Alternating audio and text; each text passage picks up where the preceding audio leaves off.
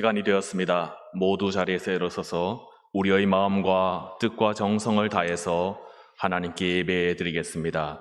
하나님은 영이시니 예배하는 자가 영과 진리로 예배할지니라. 아멘.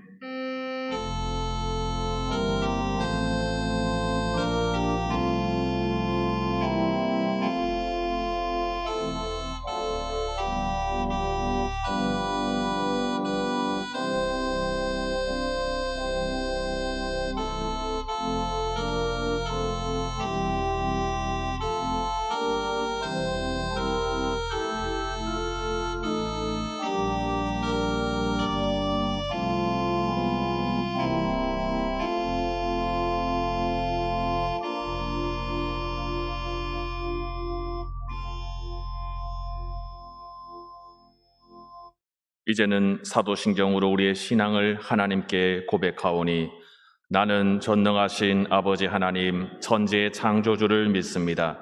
나는 그의 유일하신 아들 우리 주 예수 그리스도를 믿습니다. 그는 성령으로 잉태되어 동정녀 마리아에게서 나시고 본디오 빌라도에게 고난을 받아 십자가에 못 박혀 죽으시고 장사된 지 사흘 만에 죽은 자 가운데서 다시 살아나셨으며 하늘에 오르시어 전능하신 아버지 하나님 우편에 앉아 계시다가 거기로부터 살아있는 자와 죽은 자를 심판하러 오십니다. 나는 성령을 믿으며 거룩한 공교회와 성도의 교제와 죄를 용서받는 것과 몸의 부활과 영생을 믿습니다. 아멘. 이 시간 지난 한 주 우리의 삶을 돌아보면서 하나님과 나만이 아는 죄를 생각하며 참회의 기도를 드리겠습니다.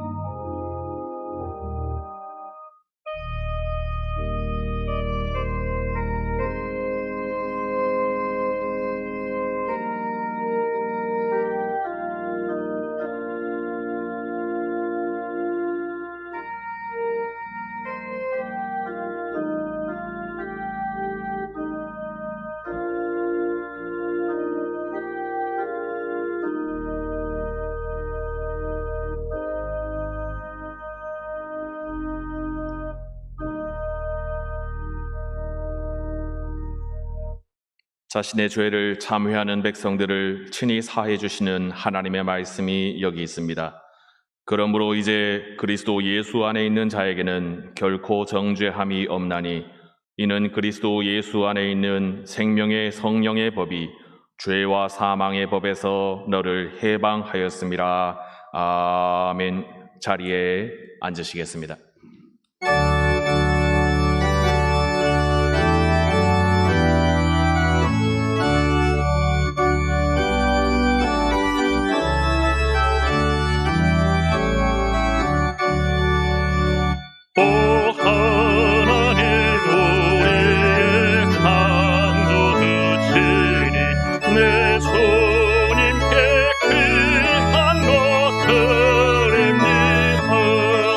내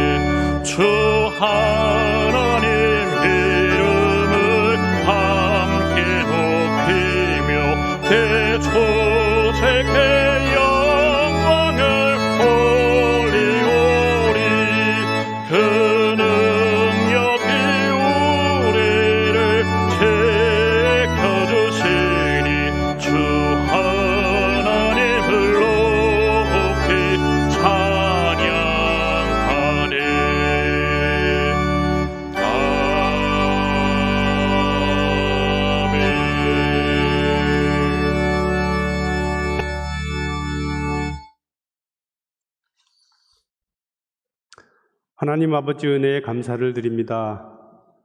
지난 한 주간 주님의 은혜 안에 지켜주시고 예배드리는 이 자리로 모일 수 있도록 여러 여건과 믿음 주심에 감사를 드립니다. 이 시간 드려지는 예배가 오직 하나님께만 영광 돌리는 예배되게 하시고 예배의 순서 하나하나가 하나님을 기쁘시게 하는 귀한 시간 되기를 간절히 소망합니다. 주님의 은혜로 저희를 택하셔서 하나님의 백성 되게 하시고 자녀 삼아 주심에 감사를 드립니다. 내가 거룩하니 너희도 거룩하라 라고 명령하셨는데 우리는 그 행실이 그렇지 못하여 주님을 실망시킨 일이 많았음을 고백합니다. 이 시간 십자가 보혈의 능력에 의지하여 회개하오니 용서하여 주옵소서. 무엇보다도 하나님의 뜻을 잘 분간하는 지혜를 주시고 그 보여주신 길을 따라 순종하며 살아갈 수 있는 용기와 믿음을 허락하여 주옵소서. 세상에 썩어 없어져 버릴 유한한 것들의 마음과 목적을 두게 마시고 영원한 하나님의 나라의 소망을 두고 다시 오실 주님을 기다리며 주어진 사명 온전히 감당해가는 우리 모두가 되기를 간절히 소망합니다. 하나님 몸된 교회를 축복하여 주옵소서. 교회의 모든 기관이 기쁨과 소망이 넘치게 하시고 고통받고 소외된 이웃을 위해 십자가 사랑을 실천하는 교회 되게 하시며 온 교회가 미래를 위해 힘쓰며 기도하도록 인도하여 주옵소서. 그리하여 주신 사명 온전히 잘 감당해 나가는 귀한 몸된 교회 되도록 인도하여 주옵소서. 하나님, 지금 대한민국을 포함하여 온 세계가 코로나19로 인하여 고통을 받고 있습니다. 우리들에게는 삶의 일상이 무너지고 교회는 예배가 위축되고 사회는 경제가 무너지고 있습니다. 주님, 이 나라와 백성을 불쌍히 여겨주셔서 하루빨리 이 코로나19로부터 완전히 벗어날 수 있도록 주께서 도우시고 인도하여 주옵소서. 그리하여 우리의 일상이 회복되고 경제가 회복되며 온 성도가 힘껏 찬양하고 예배할 수 있도록 주께서 도우시고 인도하여 주옵소서. 단위에 세우신 이호 목사님 신혼을 강건하게 하시고 가정을 늘 평안하게 하시며 이 시간 목사님을 통하여 선포되는 말씀이 듣는 우리의 마음밭에 새겨지게 하시고 메마르고 어두운 심령에 밝은 빛으로 회복되는 은혜와 축복이 있게 하옵소서. 분이엘 찬양대의 찬양 기뻐 받아주시고 주님께 영광이요 이전에 은혜가 넘치게 하옵소서. 예배를 위해 수고하는 손길을 기억하시고 수고한 만큼 기쁨도 넘치게 하옵소서. 모든 영광 주님께 올려드립니다. 감사하신 예수님의 이름으로 기도드립니다. 아멘. 하늘에 계신 우리 아버지, 아버지의 이름을 거룩하게 하시며 아버지의 나라가 오게 하시며 아버지의 뜻이 하늘에서와 같이 땅에서 이루어지게 하소서. 오늘 우리에게 일용할 양식을 주시고 우리가 우리에게 잘못한 사람을 용서하여 준 것 같이 우리 죄를 용서하여 주시고 우리를 시험에 빠지지 않게 하시고 악에서 구하옵소서. 나라와 권능과 영광이 영원히 아버지의 것입니다. 아멘.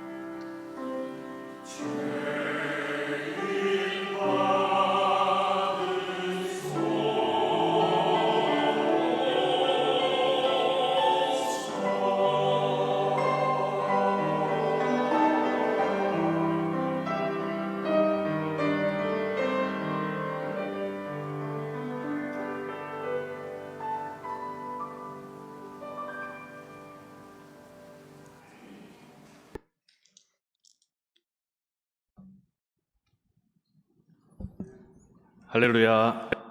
주일 2부에 모신 여러분을 주님의 이름으로 환영하고 축복합니다. 교회 소식 알려드리겠습니다. 6월 주일 예배는 1부, 2부, 3부 예배와 오후 2시에 4부 젊은이 예배를 드립니다. 주일 2부, 3부는 유튜브 실시간으로 중계됩니다. 교우 동정입니다. 김영숙 비권사님 모친 되시는 218구역 남궁 금초 명예권사님 장례를 마쳤습니다. 지난 주 중 온라인 전교인 설문조사를 진행했습니다. 혹시 참석하지 못하신 분은 예배 후 본당 앞 벤치에서 참여 바랍니다. 성경 일독하신 분들은 6월 28일까지 사무실로 제출하시기 바랍니다. 김경염 은퇴 권사님 장례를 마치고 유가족께서 감사헌금 하셨습니다. 6월 9일 화요일 제74회 서울북로회 정기노회가 100주년 기념관에서 있습니다. 이어서 오후 3시에 권세원 전도사 목사 안수식이 있습니다. 다음 주일 6월 14일 주일 3부 예배 후에 본당에서 정기 재직회가 있습니다. 그 외 광고는 주보를 참조해 주시기 바랍니다. 이제 모두 자리에서 일어서서 하나님의 말씀을 받겠습니다. 오늘 우리에게 주신 하나님의 말씀은 마태복음 7장 1절에서 6절까지의 말씀입니다. 신약성경 구면입니다. 비판을 받지 아니하려거든 비판하지 말라. 너희가 비판하는 그 비판으로 너희가 비판을 받을 것이요 너희가 헤아리는 그 헤아림으로 너희가 헤아림을 받을 것이니라. 어찌하여 형제의 눈 속에 있는 티는 보고 내 눈 속에 있는 들보는 깨닫지 못하느냐. 보라, 내 눈 속에 들보가 있는데 어찌하여 형제에게 말하기를 나로 내 눈 속에 있는 티를 빼게 하라 하겠느냐. 외식하는 자여, 먼저 내 눈 속에서 들보를 빼어라. 그 후에야 밝히 보고 형제의 눈 속에서 티를 빼리라. 거룩한 것을 개에게 주지 말며 너희 진주를 돼지 앞에 던지지 말라.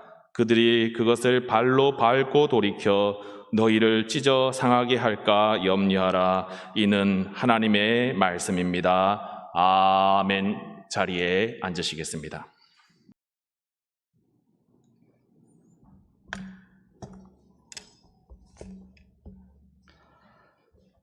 복된 주일입니다. 6월 첫 주 또 주님 앞에 나와서 예배드리는 우리 모든 예배자들에게 또 주님께서 또 오늘과 이번 한 달도 또 풍성한 은혜로 함께 하시고 인도하여 주시기를 주님의 이름으로 축원해 드립니다. 코로나19는 우리로 하여금 컨택트, 대면 활동을 침체시켰고 또 반면에 언택트, 비대면 활동은 또 폭발적으로 증가시켰습니다. 그래서 이제는 컨택트와 언택트, 대면과 비대면의 최적 조합을 찾아야 한다. 그래서 딥택트 전략을 구사해야 된다. 이렇게 이야기를 합니다. 이 딥택트란 이 컨택트와 언택트의 최고의 조합을 이야기하는 것입니다. 우리가 빨리 모든 예배를 회복하고 또 교회 학교도 와서 드리고 또 이것이 정상화로 되었다. 이렇게 끝나서는 안 됩니다. 역사를 주관하신 하나님께서 이 재앙을 모르실 리가 없습니다. 하나님께서 이번 사태를 통해 우리에게 주시려고 하는 심각한 교훈이 있는 줄 믿습니다. 우리 안에 뿌리 박힌 이 죄를 뽑아버리고 새롭게 하시려고 하는 하나님의 뜻과 또 하나님의 프로젝트가 가동되었다. 이렇게 봅니다. 종양 제거를 위해서 수술하려고 하는 의사에게 안 됩니다. 이 상황을 멈춰주세요. 제 몸에 칼 대지 마세요. 그 손을 거두어 주소서. 이렇게 요청할 수는 없습니다. 그것은 제거를 해야만 되기 때문입니다. 하나님은 코로나19로 우리 삶의 모든 현장이 예배 처소이라고 하는 사실을 깨닫게 해주셨습니다. 우리 자신이 하나님의 성전이어야 함을 그 어느 때보다도 실감나게 해주셨습니다.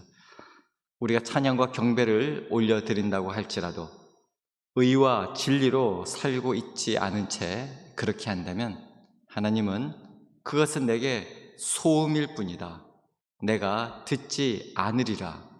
이렇게 말씀하실 것입니다. 지금 우리의 이 영적인 민낯이 그대로 드러나고 있습니다.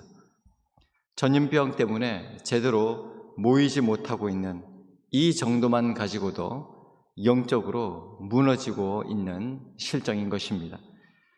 다시 모여 예배하게 될 때 우리가 모두가 예전처럼 함께 나와서 예배 드릴 때 여전히 은밀히 죄를 지으면서 교인들끼리조차도 화를 내고 싸우며 너도 나도 시험 들었다 이럴 것 같으면 우리가 왜 다시 모이기를 그토록 원하는 것일까요? 지금 심지어 교회 오지 않아도 되니까 편하다 이런 말씀하는 분도 계시고요. 보기 싫은 사람 안 봐서 좋다 이런 말씀까지도 하고 있습니다. 우리는 지금의 이 위기가 우리의 회복을 위한 것임을 믿고 기도해야 합니다. 위기가 회복이 되도록. 이제는 이 건물을 예배당을 성전이라고 여기고 조직화된 교회에 소속된 것을 신앙생활이라고 여겼던 이 착각에서 벗어나야 하는 것입니다. 우리가 하나님의 성전이기에 우리 몸이 주님을 모신 거룩한 성전이기에 삶의 현장 서 있는 그 자리에서 주님 바라보기를 힘써야 하는 것입니다. 주님은 보이지 않고 그 음성이 들리지 않게 더 주님을 바라보고 더 주님께 시선을 맞추고 주님의 말씀에 귀를 기울여야 하는 것입니다. 그래서 주님의 관점으로 영적 디텍트를 우리가 찾아야 합니다. 주님 앞에 나와서 예배 드릴 때에 말씀을 통하여 정말로 필요한 경우 우리의 안전을 위해서 사회적 거리, 유혹과 죄로부터는 철저하게 거리를 두고 그러나 또 컨택트, 주님을 더욱더 영적으로 정말로 심령이 가난한 자가 복이 있다고 하는 그 말씀을 믿고 애통하는 자가 하나님의 위로를 받을 것이기 때문에 복이 있다고 하는 그 말씀을 믿고 더욱더 주님 앞에 가까이 이전보다 더욱더 주님을 사랑하고 주님을 섬기는 그런 우리가 될 수 있도록 하나님께서 다시 한번 기회를 주시고 인도하여 주시기를 간절히 소원하는 것입니다. 예수님은 지금 많은 백성들에게 말씀하고 계시기 때문에 추상적으로 무슨 이게 애매한 그런 말씀으로 표현하지 않고 비유를 드시는데 아주 이해하기 쉽게 분명하게 말씀하십니다. 내 이웃이 범한 그 작은 잘못은 그렇게 찾아보고 그렇게 들춰내면서도 네가 범하는 매우 중대한 그런 잘못들은 왜 이렇게 관심을 두지 않느냐 이렇게 말씀하지 않고 오늘 본 마태복음 7장 3절에는 어찌하여 형제의 눈 속에 있는 티는 보고 내 눈 속에 있는 들보는 깨닫지 못하느냐.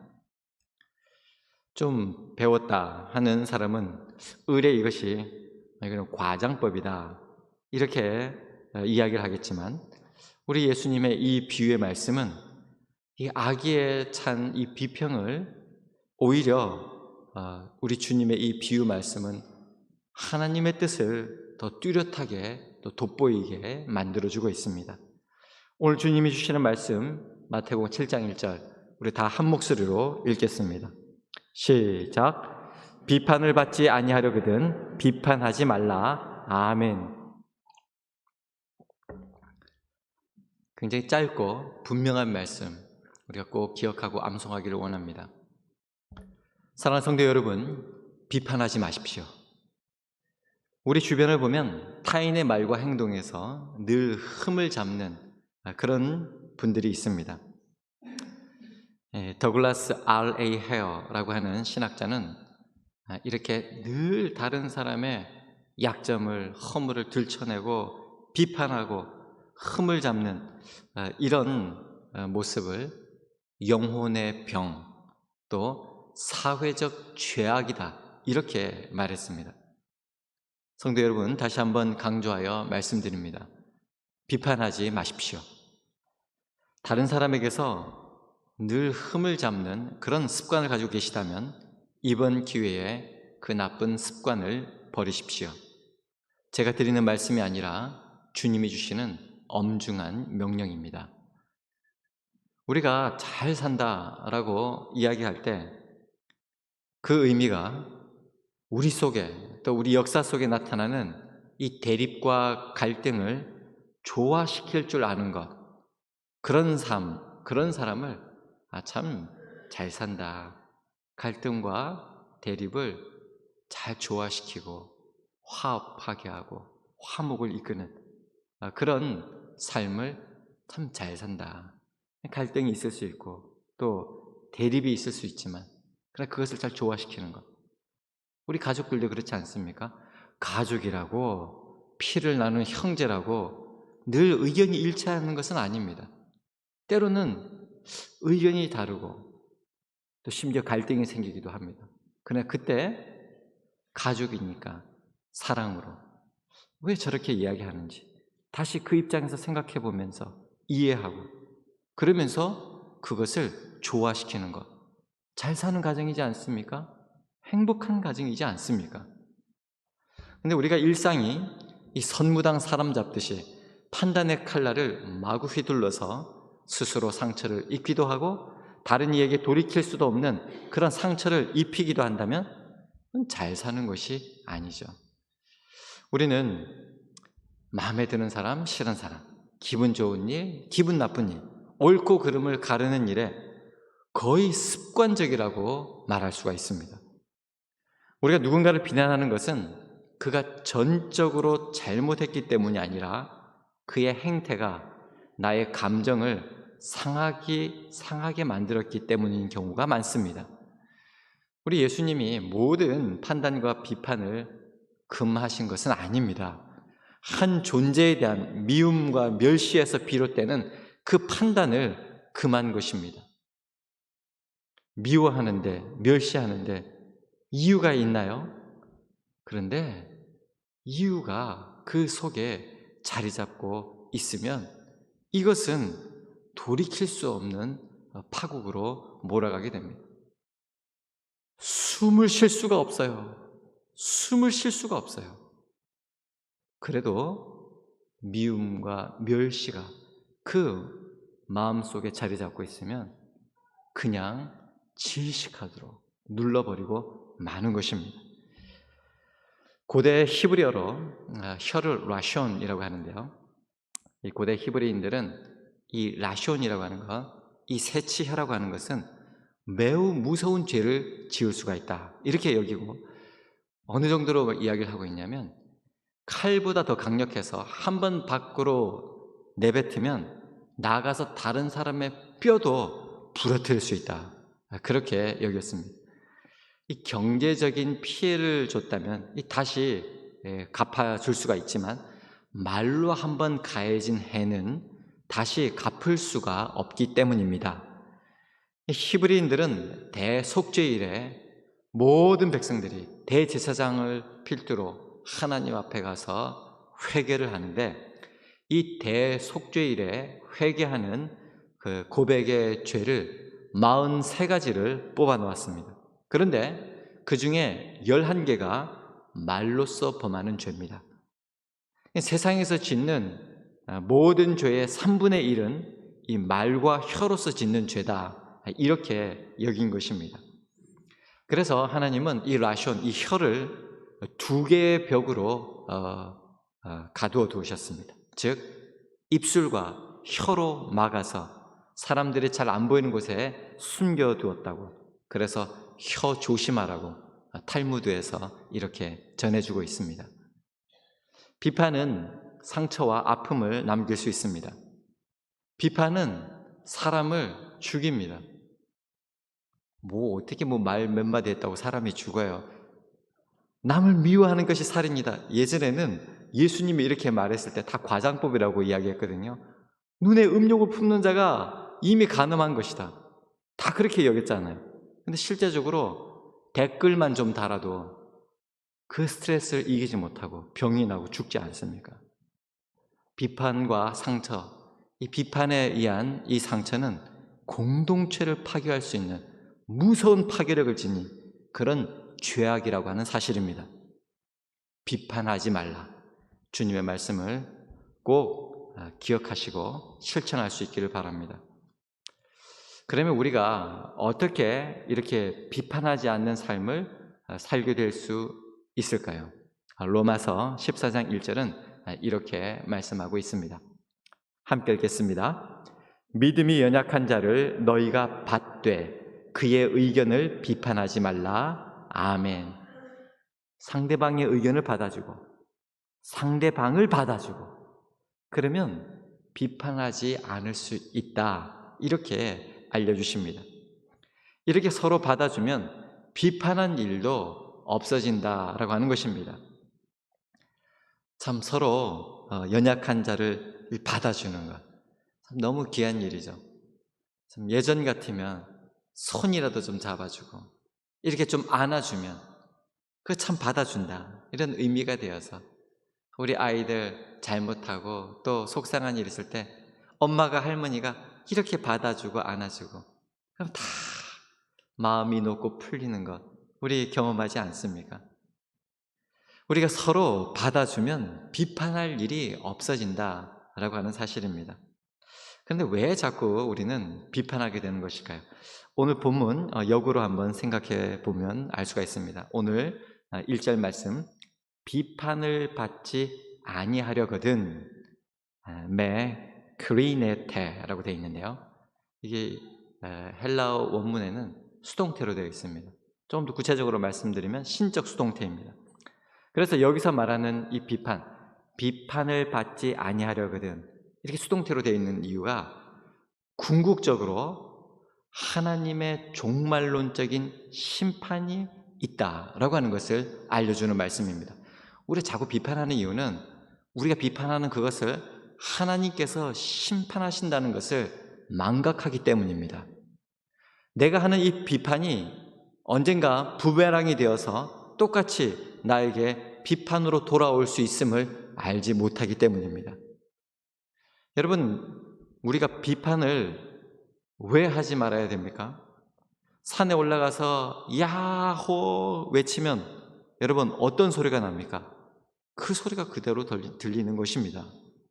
산에서 미워해 이렇게 소리를 지르는데 메아리가 사랑해 여러분 이런 소리 들립니까? 그렇지 않죠. 똑같이 미워의 소리가 돌아오는 것입니다.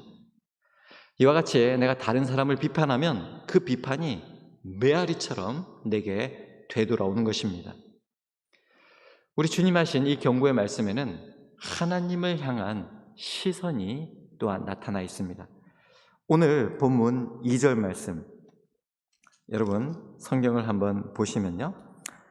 너희가 비판하는 그 비판으로 너희가 비판을 받을 것이요 너희가 헤아리는 그 헤아림으로 너희가 헤아림을 받을 것이니라 이렇게 되어 있는데 공동 번역은 이것을 어떻게 번역했냐면요. 한번 보시기 바랍니다. 남을 판단하는 대로 너희도 하나님의 심판을 받을 것이고 남을 저울질하는 대로 너희도 저울질을 당할 것이다. 아멘. 너희가 판단하고 비판하는 그것 하나님으로부터 심판을 받을 것이다. 분명하게 말씀하고 있는 것입니다. 참된 판단, 참된 저울질은 오직 하나님께서 하시는 것입니다. 여러분 이 사실을 우리가 기억한다면 우리가 비판할 수가 없고 오히려 하나님의 시선으로 그렇게 하는 행동에 대해서 우리가 사랑을 품고 또 하나님의 사랑을 전하는 그런 계기가 되게 될 것입니다. 오늘 마태복음 7장 5절에는 이렇게 말씀합니다. 외식하는 자여 먼저 내 눈 속에서 들보를 빼어라. 그 후에야 밝히 보고 형제의 눈 속에서 티를 빼리라. 참 굉장히 과격한 말씀입니다. 눈 속에 대들보가 들어가 있을 수도 없지만 만약 있다고 한다 하면 안 보일 수가 없습니다. 그런데 자기 눈 속에 들보가 안 보인다는 것이죠. 대신 어지간해서는 잘 보이지 않는 다른 사람 그 눈 속에 있는 그 작은 티는 보인다. 이렇게 묘사하고 있습니다. 절대 불가능한 이야기입니다. 그런데 이렇게 절대 불가능한 말도 되지 않는 이 일이 현실에서 바리새인들에게 일어나고 있었던 것입니다. 비판은 유대인 사회의 흔한 현상이었습니다. 그들은 어떤 민족보다 하나님으로부터 택함을 받았다고 하는 선민이라고 하는 이런 종교적인 우월감이 출중했습니다. 문제는 이런 종교적인 우월감으로 율법에 빗대어서 다른 사람을 판단했다는 것입니다. 율법을 잣대로 다른 사람을 비판했다는 것입니다. 우리 예수님이 독사의 자식들이라고, 회칠한 무덤이라고 그렇게 질타를 받은 바리새인들인데, 이들은 다른 사람들을 비판하고 정죄하고 그러면서 자기는 의롭다며 자체적으로 그렇게 여기고, 오히려 주님으로부터는 용서받고 치유받고 회복된 이 세리나 탕자들을 그들은 사람으로 여기지도 않고 비판하고 비난하였던 것입니다. 그래서 마태복음, 이 마태와 마태 공동체는 오늘 우리에게 그리스도의 제자는 비판을 하지 말아야 한다. 왜냐하면 주님의 제자들은 율법 아래에 있지 않고 은혜 아래에 살기 때문이다. 이것을 우리에게 알려주시는 것입니다. 주님은 말씀합니다. 내 눈 속에서 들보를 빼어라. 이 마태복음 7장 3절, 4절, 5절 세 번이나 티와 들보를 반복해서 주님이 말씀하며 강조하고 있는 것입니다. 남의 눈 속에 있는 티, 그거 비판하지 말고 내 눈 속에서 들보를 빼어라. 그러니까 우리가 하나님 나라 관점으로 보면 어떻게 사람 눈 속에 들보가 들어갈 수 있나? 그러나 내 눈에 이렇게 심각하게 완전히 가려질 수가 있는 것이구나. 믿음 생활, 신앙 생활 한다고 하면서도 완전히 물질로 가려져 있을 수가 있구나. 완전히 명예와 나의 욕망으로 내 눈이 가득 차 있을 수가 있구나. 그런 망원경으로 내가 세상을, 그런 안경을 끼고 세상을 바라보고 있구나 라고 하는 것을 이 말씀을 통해서 깨달을 수 있다면 우리는 주님 앞에 한없이 낮아져서 겸손하게 은혜를 구하는 그런 삶으로 나가게 될 것입니다. 자신의 눈에 있는 들보를 빼어내는 작업, 이것은 사실 일생을 걸쳐서 해야 하는 일입니다. 우리가 다른 사람을 비판하는 데에는 조금 전에 말씀드린 것과 같이 유대인들처럼 마음속에 우월감이 있기 때문입니다. 쉽게 말해서 내가 다른 사람들보다 월등히 낫다고 확신하기 때문에 비판합니다. 내가 맞다고 확신하기 때문에 다른 사람을 정죄하고 비판합니다. 근데 일반적으로 우월감은 이 왜곡된 내면의 다른 모습입니다. 우월감은 우월하다라고 하는 사실, 팩트에 기인한 것이 아니라 비교의식에서 오는 왜곡된 내면의 표출입니다. 이 재미있는 것은 우월감은 열등감과 동전의 양면과 같아서요. 우월감을 가진 사람들이 열등감을 가지고 있습니다. 내가 우월하다고 하는 생각도 위험하지만 내가 하나님 앞에서 누구보다 우월하다라고 하는 이런 특별히 종교적인 우월감은 매우 심각하고 위험합니다. 여러분, 그래서 종교적인 이름으로 지금도 인도나 이런 이슬람 이런 데 보면 여러분 종교적인 우월감에서 종교적인 그들이 가지고 있는 그 법을 가지고 사람을 정죄할 뿐만 아니라 심지어는 여전히 가족의 가문의 명예를 위하여 사람을 죽인 일도 마다하지 않고 하는 이런 생각이 다 종교적인 우월감에서 나오는 것입니다. 내가 종교적으로 우월하다는 이런 확신을 가지게 되면 다른 사람을 완전히 제거해버리는 이런 무서운 종교적 심리 왜곡 상태에 빠질 수가 있습니다. 여러분, 일단 말이 안 되는 것이 종교적으로, 신앙적으로 우월하다, 탁월하다 그러면 기본적으로 그분은 겸손하시고 다른 사람을 섬기고 또 다른 사람을 존중하고 사랑하는 사람이지 않습니까? 신앙이 좋은 사람, 정말 신앙이 우월한 탁월한 사람은 다른 사람을 비판하기 이전에 이해하고 그 사람 편에 서보며 사랑하는 사람입니다. 그래서 오히려 열등한데 스스로 우월하다고 착각하는 사람이 비판하게 되는 것입니다. 여러분, 착각은 자유입니까? No! 절대 아닙니다. 착각은 절대 위험입니다. 섣부른 비판이 상대방을 곤란하게 만들 뿐만 아니라 공동체를 흐트리고 비판하는 자기 자신의 영성과 인격에도 매우 부정적으로 만들게 됩니다. 우리가 비판을 해야 합니다. 비판이 필요할 때에는 첫째, 겸손히 자기 자신을 되돌아보고 두 번째, 상대방의 입장을 헤아리며 세 번째, 공동체를 위해서 자기를 희생하는 그런 마음으로 지혜롭게 비판해야 하는 것입니다.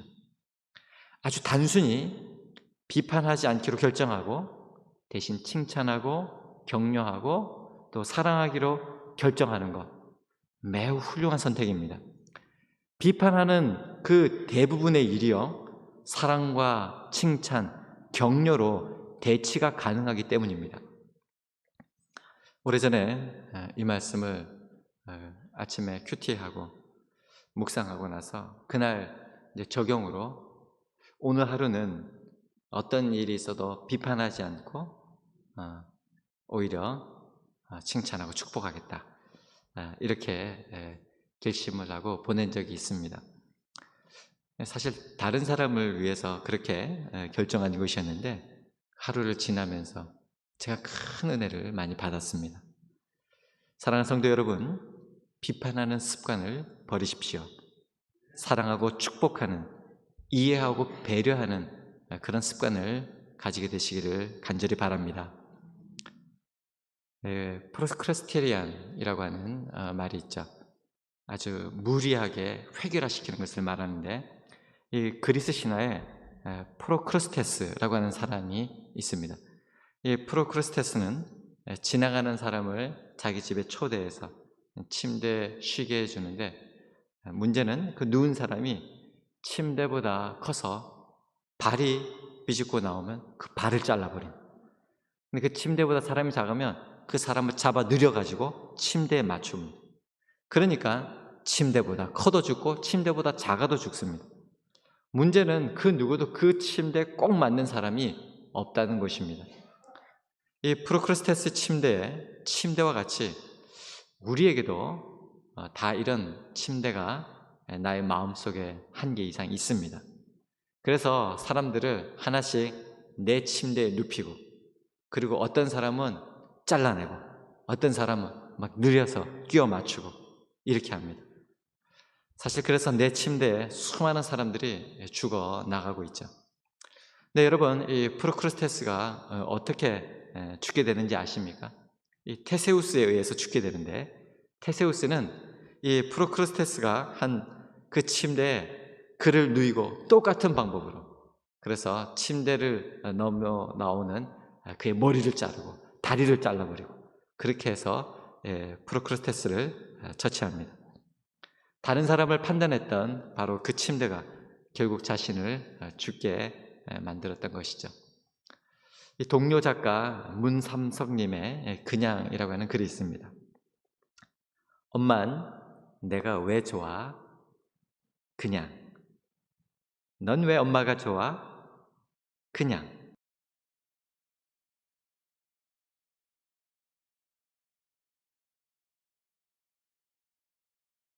판단하기에 불완전한 인생이기 때문입니다.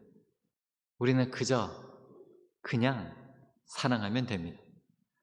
오늘 하루 우리 자녀들 판단하지 말고 그냥 사랑의 눈으로 바라보는 그런 날이 되시기를 바랍니다.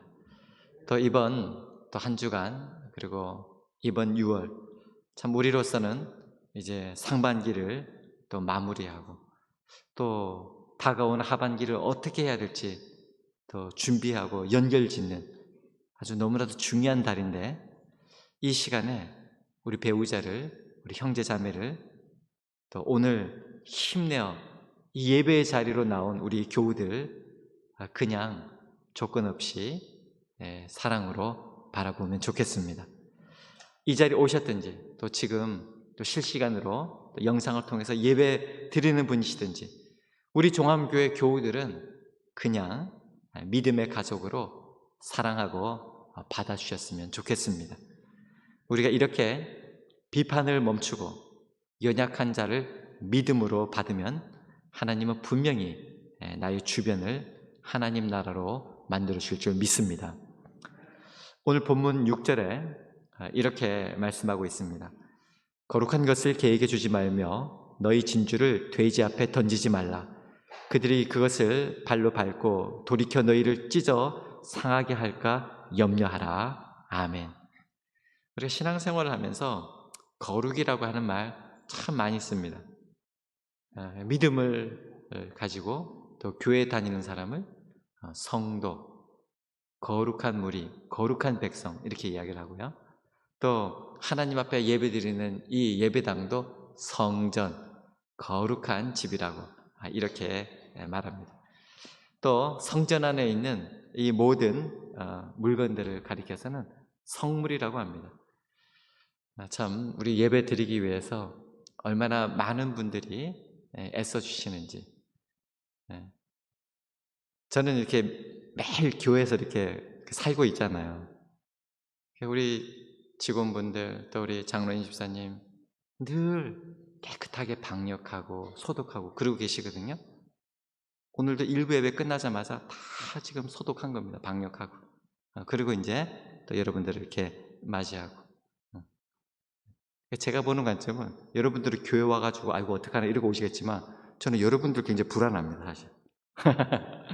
이거 보십시오. 이 부식포 이렇게 지금 침 튀는 거 비말로 감염되지 않도록. 이번에도 그 작은 교회에서 그 좋은 부흥회를 하는데 마이크 하나 돌려서 쓰니까 16명 집회하는데 14명이 다 감염돼 버렸잖아요. 이거 이제 요 부식포 이제 재료나 원료로 하면 지금 그 코로나19가 막 퍼지고 있는 코인 노래방 그 마이크에 덮어 씌우는 거나 재료나 원료는 뭐 크게 차이가 없습니다. 그런데 이게 하나님 앞에 예배 드릴 때는 거룩한 성물이 되는 것입니다. 건물도 마찬가지죠. 똑같은 뭐 콘크리트, 뭐 벽돌 건물인데 그런데 여기에 있으면 이건 거룩한 집이다, 성전이다 이렇게 이야기합니다. 우리 인간에게는 근본적으로 거룩함이 없습니다. 거룩함은 오직 하나님께만 있습니다. 우리는 거룩할 수가 없습니다. 그런데 하나님이 우리를 지명하여 택하시고 부르셔요. 그래서 예수 그리스도 그 십자가 보혈을 믿고 예수님을 영접한 자, 그 사람을 모든 죄와 허물을 하나님이 다 용서해 주시고 하나님의 자녀 삼아 주셨습니다. 그래서 우리는 거룩하신 하나님께 속한 사람이 된 것입니다. 그래서 우리를 거룩한 성도라 이렇게 부르는 것입니다. 그래서 이것은 하나님께 속하였고 하나님의 영광을 위하여 쓰임받고 있기 때문에 거룩한 물건, 성물이 되는 거예요. 이렇게 거룩하신 하나님께로부터 주어진 거룩함을 개에게 주지 마라, 돼지에게 던지지 마라, 이렇게 성경은 말씀하고 있는 것입니다. 여러분, 오늘 본문은 무엇을 말씀하고 있습니까? 어떤 경우에도 포기할 수 없고 어떤 유혹이 와도 바꿀 수 없고 어떤 핍박이 와도 마지막까지 붙잡아야 할 것 무엇입니까? 믿음 아닙니까? 십자가 아닙니까? 예수 그리스도 아닙니까? 그런데 우리가 정말 소중한 것, 귀한 것, 그것을 알지 못한다면 아무리 돼지에게 진주를, 좋은 것을 가져다 줘도 돼지는 전혀 흥미와 관심이 없습니다. 오히려 구정물이라도 그 안에 먹을 것이 있다면 거기가 더 좋은 것입니다. 그래서 오늘 개에게 주지 마라, 뭐 돼지에게 주지 마라. 귀한 것을 귀한 것으로 여기지 않는다면 그 사람은 개나 돼지나 다를 바 없는 삶이 된다. 그래서 진주를 돼지 앞에 던지지 말라라고 하는 이 말씀은 돼지 앞에 그 좋은 거 귀한 거 함부로 주지 마라 이런 것이 아니라 네가 돼지가 되지 말라, 그런 의미가 있구나 이렇게 생각하게 되었습니다. 진주를 돼지 앞에 던진다라고 하는 이 말은 하나님의 백성은 무엇이 중요하고 무엇이 소중한지 분명히 알고 그것을 소중한 가치로 여기며 살아가야 한다. 구원이죠, 영생이죠, 영원한 생명, 영원히 불변의 가치, 그것을 소중히 여기며 살아가는 사람이 그리스도인 하나님의 거룩한, 하나님께 속한 하나님의 자녀요 하나님의 백성인데, 잠시 후면 썩어져 버리고 잠시 후면 상해져 버리고 조금만 공기나 물이나 접촉이 닿아버리면 금방 쉬어버리고 상해져 버리는 그런 것을 소중히 여기고 있다면 아무리 소중한 것을 하나님이 주셔도 마치 돼지에게 진주를 주는 것과 같은 그런 삶이 되지 않겠습니까? 오늘 우리에게 주신 이 말씀, 거룩한 것을 거룩한 것으로 알고 또 진주를 진주로 아는 우리에게 믿음 생활이 얼마나 중요한지 알아 또 그 믿음을 소중하게 붙들고 나아가는 그런 삶이 되기를 간절히 소원합니다. 1986년 이 애리조나주에서 있었던 일인데요. 이 스미스라고 하는 이 보석상이 이게 수석 돌을 이렇게 전시회에 갔다가 돌멩이를 하나 보고 깜짝 놀랐습니다. 그 돌멩이 수석을 이제 파는데 15불, 뭐 지금 한 17,000~18,000원 됩니까? 이 가격이 붙어 있는 거예요. 근데 이 전문가가 보니까 이게 보통 돌이 아닌 겁니다. 그래서 하도 이상하다 싶어서 그 전시회 주인에게 물었습니다. 이게 정말 15불입니까? 그 주인이 오히려 너무 비싸서 그런 줄 알고 5불 깎아드릴게요 이렇게 했습니다. 10불만 내셔도 됩니다. 그 보석상 그 전문가가 너무 이상했지만 그 10불로 주고 그걸 왔습니다. 잘 이렇게 다듬어 보니까 사파이어 원석이었습니다. 집에 가지고 와서 기술을 다해서 그것을 통해서 목걸이, 귀걸이, 팔찌 많은 폐물들을 만들었는데요. 그리고 나중에 시중에 팔았는데 228만 불, 25억이나 되었다고 합니다. 이 돌멩이가 이 돌멩이가 아니었죠. 이렇게 귀한 것인데 그 가치를 모르는 사람은 단돈 10불에 팔고 가치를 아는 사람이 그것을 통해서 228만 불을 또 수익을 얻었다. 그러니까 이런 놀라운 일들이 일어나는 거고 우리가 이 이야기를 통해서 알 수가 있습니다. 지금도 이 코로나 때문에 어떻게 보면 굉장히 가치가 있는 것인데 확 묻혀버린 게 있을 수가 있고 또 너무나도 가치가 있는 것인데 이 코로나 때문에 또 천대받고 있는 이런 것이 있을 수 있지 않겠습니까? 그러나 분명한 것은 우리는 주님이 주시는 이 말씀을 먼저 나 자신에게 비판하고 내가 하나님 말씀에 바로 서 있는지 주님의 뜻을 구하고 있는지 하나님께서 말씀하신 대로 하나님의 관점으로 바라보고 있는지 되돌아보고 정말 하나님 거룩하신 하나님의 속한 하나님의 자녀이오니 거룩한 삶, 귀중한 것 귀하게 여기고 귀중한 것 귀하게 누리며 사는 삶이 되게 해주세요. 우리가 이렇게 살아간다면 우리가 귀중하지 않은 것에 마음 써가면서 그거 비판하다가 오히려 내가 상처받고 또 우리 공동체가 깨어지는 이런 정말 돼지가 나뒹구는 그런 삶이 아니라 하나님이 주신 또 아름다운 또 복된 삶으로 또 나아가게 될 줄로 믿습니다. 이번 한 주간 또 이번 또 새롭게 시작하는 이 6월에 또 주님이 주신 이 말씀을 기억하며 또 믿음으로 또 풍성한 삶으로 나아가는 저 여러분들 되시기를 주님의 이름으로 축원합니다. 사랑과 은혜가 많으신 아버지 하나님, 저희로 거룩한 것을 개에 던지고 진주를 돼지에게 주는 자들이 되지 않게 하여 주옵소서.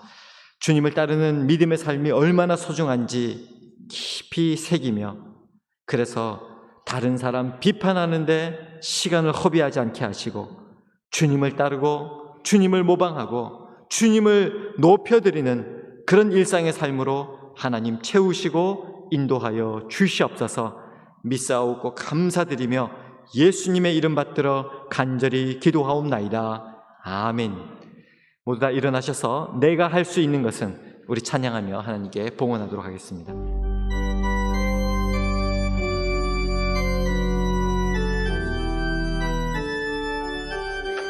내가 할 수 있는 것은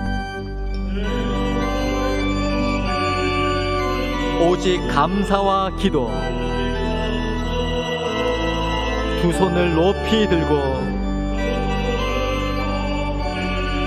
주께 찬양하네. 다시 하겠습니다. 내가 할 수 있는 것은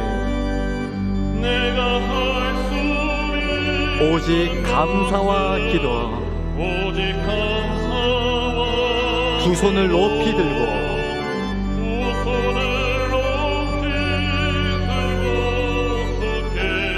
우리 손 들고 하겠습니다. 내가 할 수 있는 것은 오직 감사와 기도, 두 손을 높이 들고 주께 찬양하네. 눈 감고 하겠습니다. 눈 감고. 내가 할 수 있는 것은 오직 감사와 기도, 내가 할 수 있는 것은 오직 감사와 두 손을 높이 들고 전적으로 주께 찬양합니다.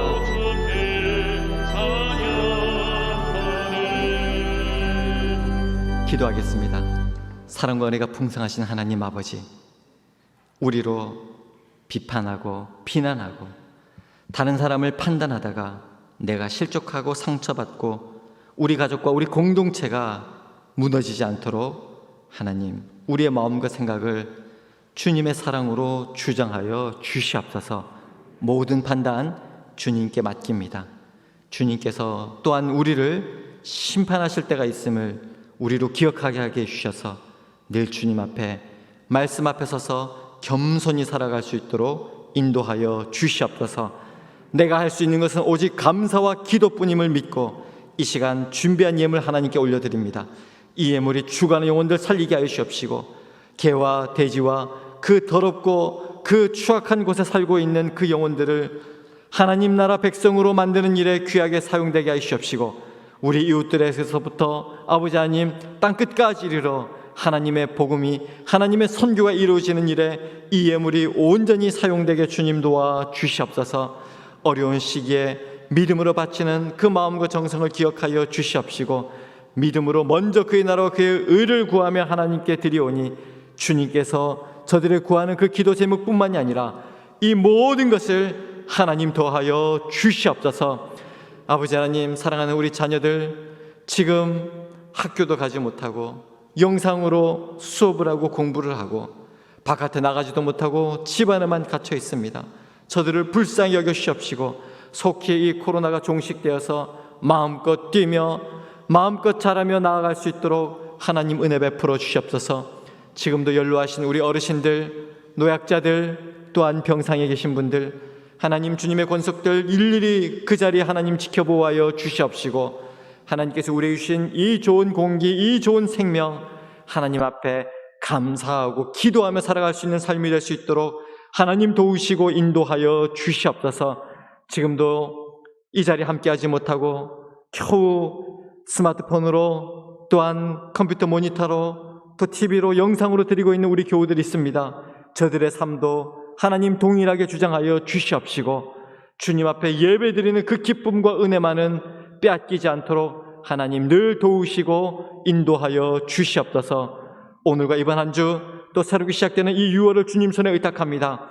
시간 도우시고 풍성한 은혜로 인도하여 주시옵소서. 지금은 우리 주 예수 그리스도의 은혜와 하나님 우리 아버지의 무한하신 사랑과 보혜사 성령님의 교통하심이 오직 주님의 말씀을 믿고 모든 비판과 판단은 주님께 맡기고 거룩한 것을 구하며 하나님의 뜻대로 살아가기로 다짐하는 이 자리 머리 숙인 모든 예배자들 머리 위에, 이 시간 함께 시청하며 영상으로 예배드리는 모든 예배자들과 그 현장 위에, 그리고 사랑하는 우리 조국 대한민국과 이 한반도 위에, 주님의 몸된 거룩한 교회 위에, 주의 복음을 전하는 선교 현장 위에 이제와 영원토록 함께 하옵시기를 간절히 축원하옵나이다. 아멘.